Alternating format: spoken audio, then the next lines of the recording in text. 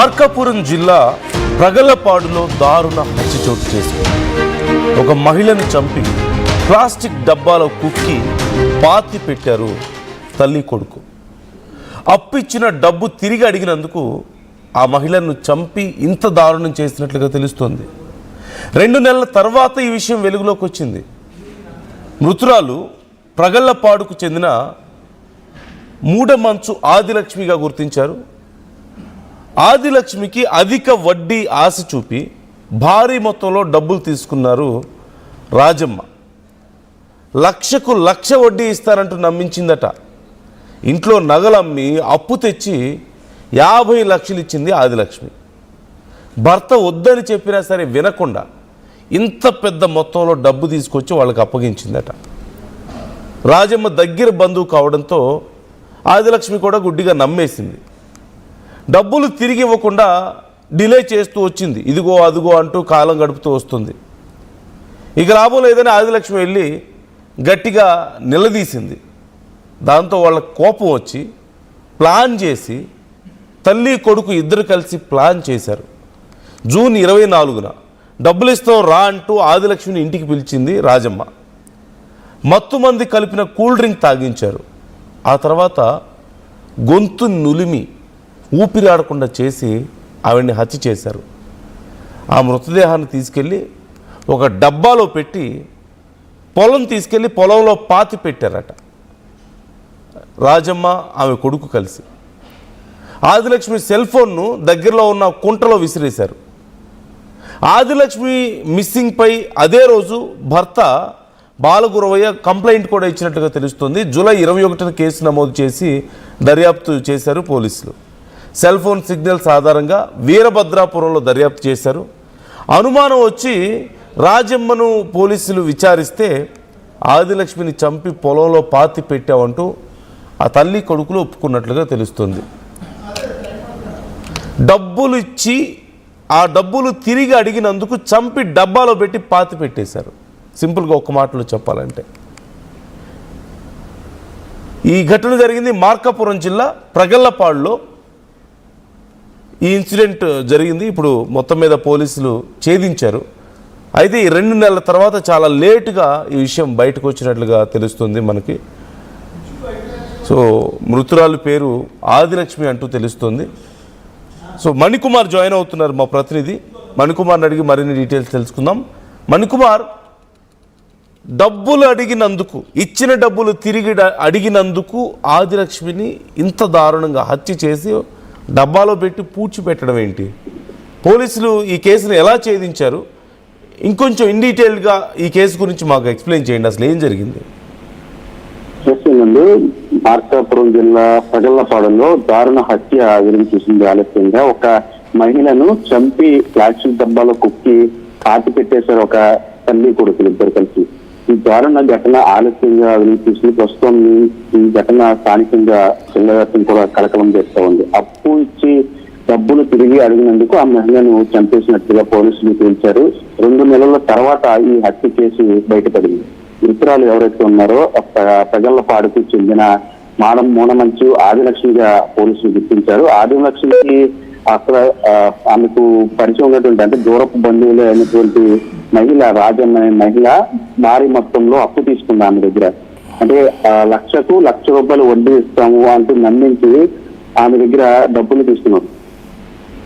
దాదాపు 50 లక్షలు ఆదిలక్ష్మి, ఎవరైతే మృతురాలు ఆదిలక్ష్మి ఉన్నారో ఆమె అప్పుగా రాజమ్మకు ఆ డబ్బులు ఇచ్చింది.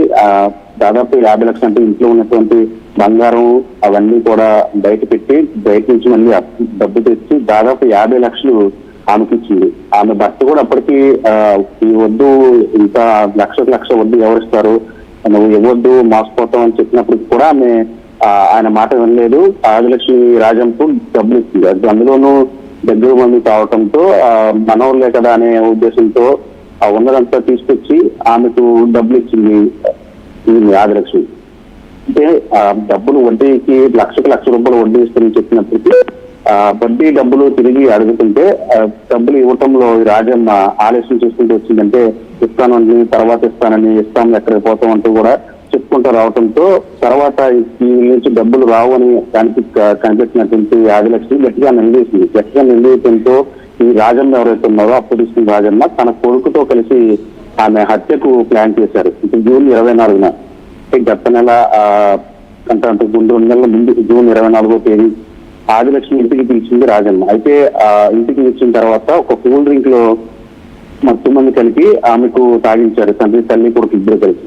అయితే ఆమె పూర్తిగా గాఢనిద్రలోకి అపస్మారక స్థితిలోకి వెళ్ళిపోయిన తర్వాత ఆమె గొంతు నిలిమి ఇద్దరు కలిసి ఆ ఆదిలక్ష్మి హత్య చేశారు. అంతతో ఆగకుండా ఒక డబ్బాలో ఆమె మృతదేహాన్ని కుక్కి ఆ డబ్బాను తీసుకెళ్లి దూరంగా ఒక పొలంలో పాతి పెట్టేసి ఎవరు మాకు తెలియదు అన్నట్టుగా వచ్చేసారు. అయితే అదే రోజు ఆదిలక్ష్మి కనబడట్లేదు అంటూ ఆమె భర్త పోలీసులకు ఫిర్యాదు చేశారు. పోలీసులకు ఫిర్యాదు చేసిన తర్వాత ఆ మిస్సింగ్ కేసు మీద పోలీసులు దర్యాప్తు చేస్తున్న క్రమంలో ఎవరైతే ఈ రాజమ్మ నుంచి డబ్బులు తీసుకున్నారని ఆ విషయం తెలియడంతో ఆ కోణంలో పోలీసులు విచారణ ప్రారంభించారు. అయితే జూలై 21 అంటే కేసు నమోదైన తర్వాత దాదాపు ఒక 4 రోజుల తర్వాత దానికి సంబంధించి ఈ వ్యవహారం అంతా బయటకు రావడంతో పోలీసులు ఆ దిశగా ఎంక్వైరీ చేయటం, రాజమ్మను ఎంక్వైరీ చేయటం, వాళ్ళని పోలీసుల స్థాయిలో అడిగినప్పుడు దానికి సంబంధించిన వ్యవహారం అంతా కూడా బయటకు చెప్పడం,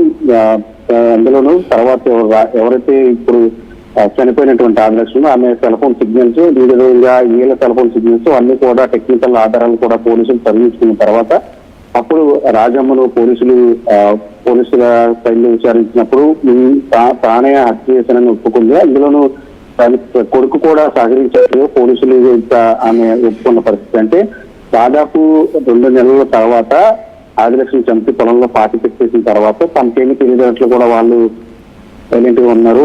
భర్త కంప్లైంట్ ఇచ్చారు. కంప్లైంట్ ఇచ్చిన తర్వాత పోలీసుల స్థాయిలో ఎన్ని రోజులు పట్టింది ఈ ఇన్సిడెంట్ ని పోలీసులు ఛేదించడానికి కేసుని?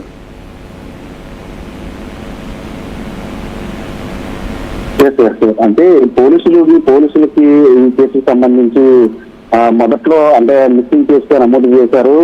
అంటే ఈ గొడవలు ఏమీ లేవు, స్థానికంగా గొడవలు ఏమీ లేవు, ఎవరితో కూడా ఇబ్బంది.